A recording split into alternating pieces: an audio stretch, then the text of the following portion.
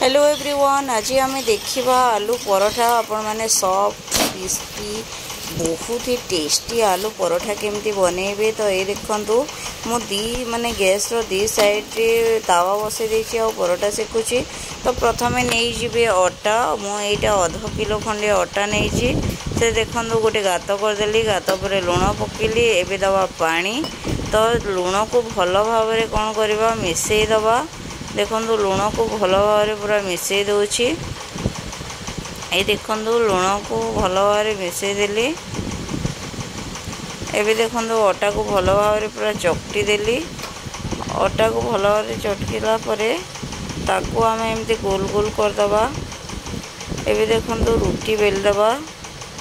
अल्प टिके अटा नहीं कि रुटी बेली देली, गोल गोल साइज करे रुटी पूरा बेली देबे।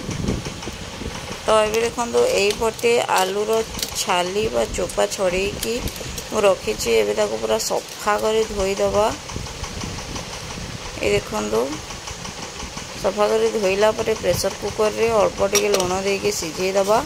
आ ये पटे पियाज आ टमाटो देकी आलू को जो सिझे रखीदबा ताको भल भाव में चकटी दबा। से अल्प टिके मीट मसला गुंड आपण मैंने दे पारिबे। तो देखंतु एमती चकटी दउछि, एमती चकटी देकी अल्प टिके मीट मसला गुंड गरम मसला गुंड दे पारिबे। एबे जो गोल गोल करी बेलिकी रखी रुटी माने रुटी बेलिकी रखी ता मझिरे जो आलू चकटा को दे देली, तापर आउ गोटे रुटी दे देली। तापर एबे देखंतु सिंगड़ा साइज रे आम ताको बेली दबा। देखंतु केमती सिंगड़ा साइज रे मु ताको बेली देबी। तो ये देखो एमती बेलू माने आउ टिके अटा देछि, जेहेतु मझिरू टिके फाटीगला आलू गुड़ाक बाहरी जाऊला। तो आउ टिके अटा दे देली। एबे देखो बेली दउछि।